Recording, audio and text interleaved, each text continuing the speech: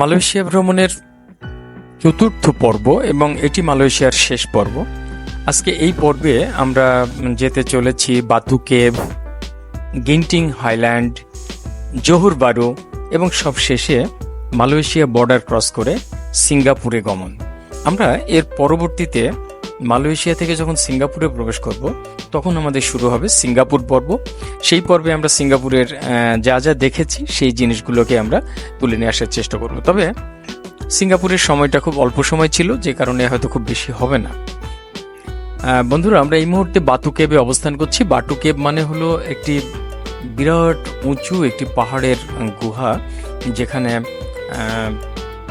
চুনা পাথরের কেব রয়েছে, অনেক পুরনো। এই কেভের উপরে আমি উঠতে পারিনি, অনেক উঁচু ছিল, ইচ্ছে করেই উঠি নাই, বরং নিচে আমি সময়টা সুন্দর করে কাটাচ্ছিলাম। আমাদের কিছু বন্ধু বান্ধব কলিগ তারা উঠেছিল। এখানে একটি মহাদেবের মূর্তি আছে, সোনালী কালারের, অনেক বড়, যেটা আমরা এইমাত্র দেখলাম। আমরা এখানে একজন তুর্কি নাগরিককে পেয়েছিলাম, আমরা তার সঙ্গে অনেক গল্প করে ছবি উঠে সময়টা কাটালাম। এখানে প্রচুর কবুতর ছিল, বিভিন্ন ফলের দোকান ছিল, সেগুলো থেকে আমরা ফলের অভিজ্ঞতা লাভ করলাম, মালয়েশিয়ান ফলের। যাই হোক, আমরা বাতু কেভ শেষ করে এখন চলে গেলাম গেন্টিং হাইল্যান্ড দেখার জন্য। গেন্টিং হাইল্যান্ডে গিয়ে আমরা বাস থেকেই প্রথমে পাহাড়ে অনেকখানি উঠে গেলাম। তারপরে এক পর্যায়ে বাস থেকে নেমে আমরা ইয়েতে চড়লাম, রোপওয়েতে অর্থাৎ কেবল কারে। আমরা কেবল কারে চড়ে গেন্টিং হাইল্যান্ডের সর্বোচ্চ চূড়ায় গিয়ে পৌঁছলাম, যেখানে অনেকগুলো দোকান আছে। আপনারা দেখতে পাচ্ছেন এখানে অনেকগুলো দোকান আছে, খুব আধুনিক এবং খুব চাকচিক্যপূর্ণ সেই দোকানগুলো। তারপরে অনেক দামি কিছু হোটেল আছে এখানে, এই যে হোটেলগুলো আমরা দেখতে পাচ্ছি এখন। এবং তখনও সেখানে অনেক কাজ চলছিল, যে কারণে সম্পূর্ণ সমাপ্তি হয়নি সেই সময়, 2017-র কথা বলছি। আমরা পুরোটা দেখে আসতে পারিনি। খুব সম্ভবত এখন গেলে একদম কমপ্লিট অবস্থায় গেন্টিং হাইল্যান্ডের চিত্রটা দেখা যাবে।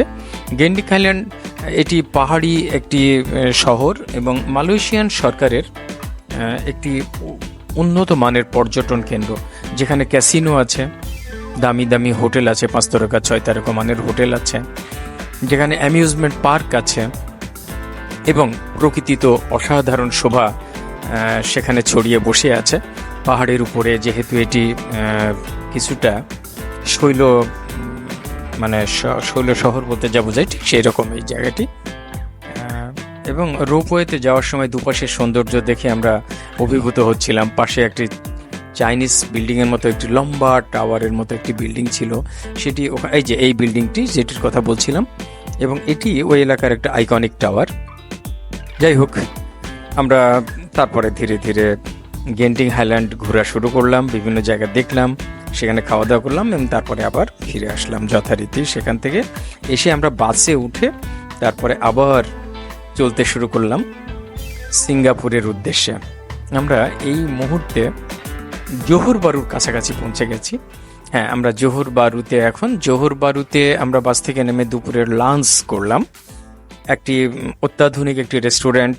জোহর বারু একটি নতুন শহর, অধিকাংশ ভবনই সেখানে খুব নতুন, চাকচিক্যপূর্ণ মার্কেট আছে, কিন্তু স্থানীয় লোকজনের সংখ্যা খুবই কম। আমাদের বাংলাদেশি অনেক শ্রমিক জোহর বারুতে গিয়ে অবস্থান করে। আমি গতকালকে খোঁজ পেয়েছি, আমাদের এক ছাত্র,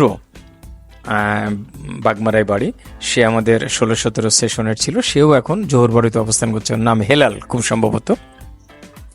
আমরা এই কিছুক্ষণের মধ্যে জোহর বারু ক্রস করে আমরা চলে যাচ্ছি মালয়েশিয়া এবং সিঙ্গাপুরের বর্ডারে। এটি বর্ডার এলাকা মূলত, এবং এই বর্ডারে আমাদের কিছু কাজ ছিল, সেই কাজ শেষ করে আমরা চেক আউট হয়ে সেখান থেকে বেরিয়ে সোজা বাসে চড়েই এই যে নদীর উপরে চলে গেলাম, যে নদীটি ভাগ করেছে মালয়েশিয়া এবং সিঙ্গাপুর দুই দেশকে।